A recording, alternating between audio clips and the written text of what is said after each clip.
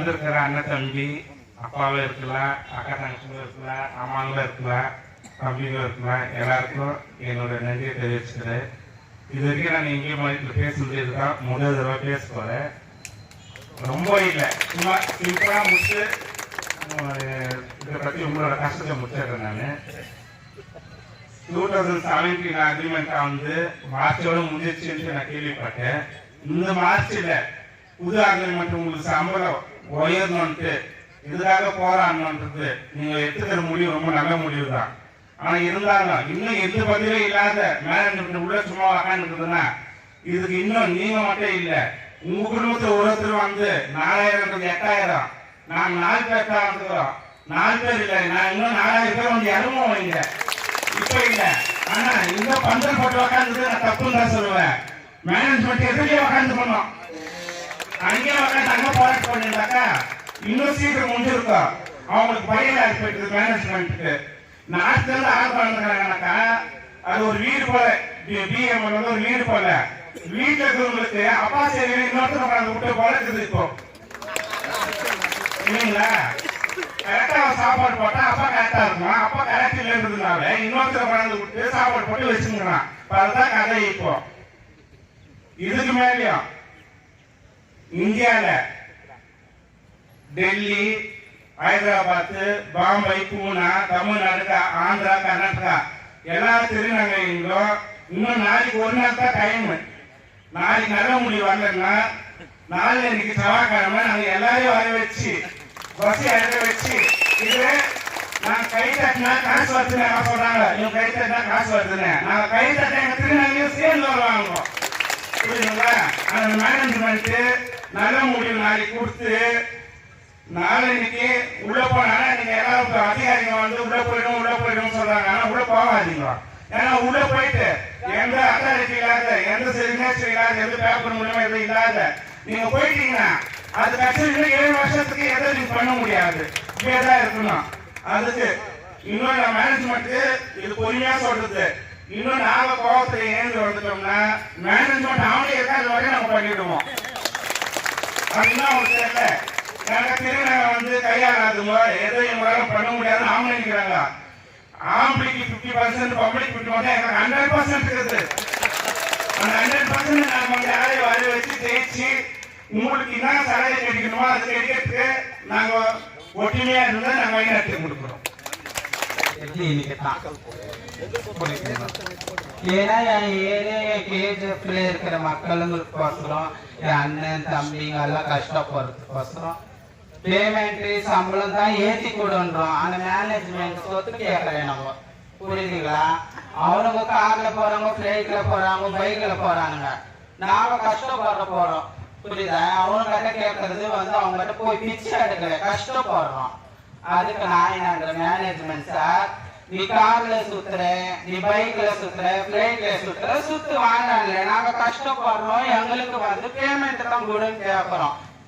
இப்போ 3 மணி ஆகட்டும், 4 மணி ஆகட்டும், 2 மணி ஆகட்டும், ராவாகட்டும், பகுலாகட்டும், பைக்ல வரோம். நம்ம காத்து இருக்குமோ, பென்சர் ஆகுமோ, ரோடு அப்படியே பள்ளம் மேடு அதுல வந்து ஊந்து வரோமோ, பஸ்ல மாட்டுறோமோ, வண்டியில மாட்டுறோமோ, சாவுறோம். வேலைக்கு வந்து தானே சாவுறோம்.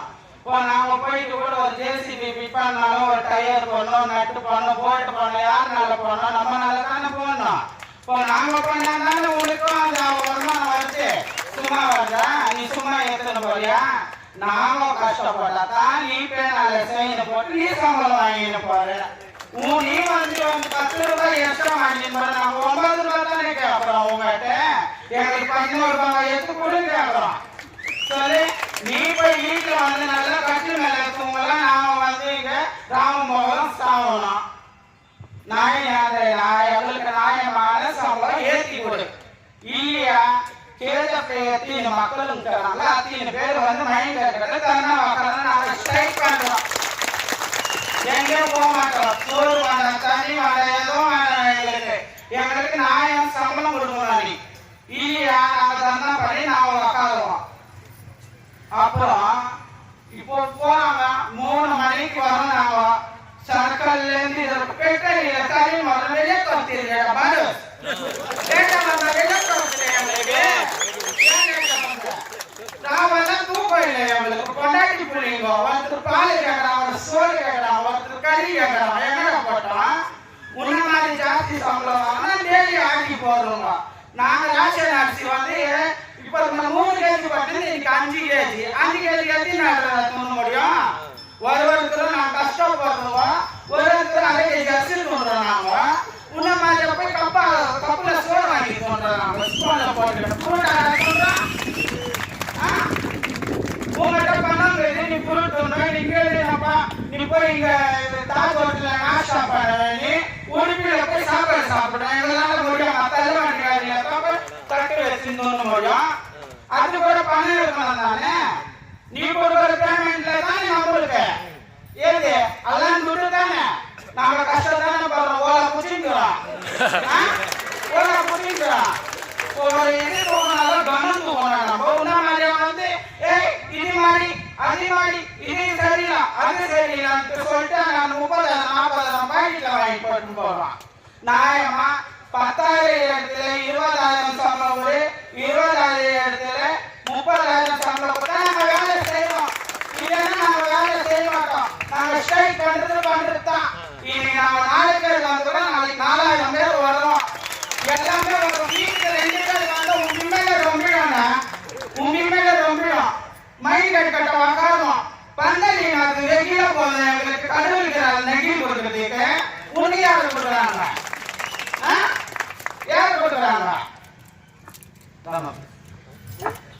இன்னும் ஒரு வார்த்தை சொல்ல வந்துட்டேன் இப்ப புது கான்ட்ராக்ட்ல 300 பேர் சின்ன பசங்க எடுத்துக்கிறாங்கன்னு கேள்விப்பட்டேன் அந்த சின்ன பசங்க போறவங்களுக்கு இது ஒரு பதிலாக நான் சொல்றது அவங்க வந்து இப்போ டெய்லி கஷ்டப்பட்டு ஒரு 300 ரூபாய் கஷ்டப்பட்டு 30 ரூபாய்க்கு போய் 300 ரூபாய் வயிற்று அடிக்கிறீங்க நீங்க 300 ரூபாய் இவங்க கஷ்டம் அதை பத்தி நீங்க யோசிக்கிறீங்களா பசங்களா கஷ்டத்துல யோசிங்க இவங்க இவ்வளவு நேரம் கஷ்டப்பட்டு நீங்க புதுசா போயிட்டு நாளைக்கு என்ன நிலைமை வரும் அப்படி யோசிக்கிறீங்களா யோசிக்க மாட்டேங்க இப்ப இதே போல இன்னைக்கு மகன் 20 நாள் நீங்க போராட்டம் பண்ணிருக்காங்க இந்த 20 நாள் போராட்டம் இது வந்து நடந்தது கிடையாது சீக்கிரம் எங்களுக்கு பதில் வரும் மேனேஜ்மெண்ட் பதில் கொடுக்கணும் ஆனா அப்படி இல்லையா கேட்டவங்க வந்து பண்ணும் இது மட்டும் இல்ல இந்த மக்களுக்கு வந்து ஒரு 40 பேர் தான் தெரியும் 4,000 பேர் 40,000 4 லட்சம் பேருக்கு தெரிஞ்சு போராட்டம் தெரிஞ்ச அது போல கேட்டு வந்ததுனால எல்லாருக்கும் தெரிஞ்சுட்டு வெளிநாட்டுலாம் வந்து நம்மளுக்கு ஒத்துழைப்பு கொடுக்குற மாதிரி கேட்டுதான் அந்த மேனேஜ்மெண்ட்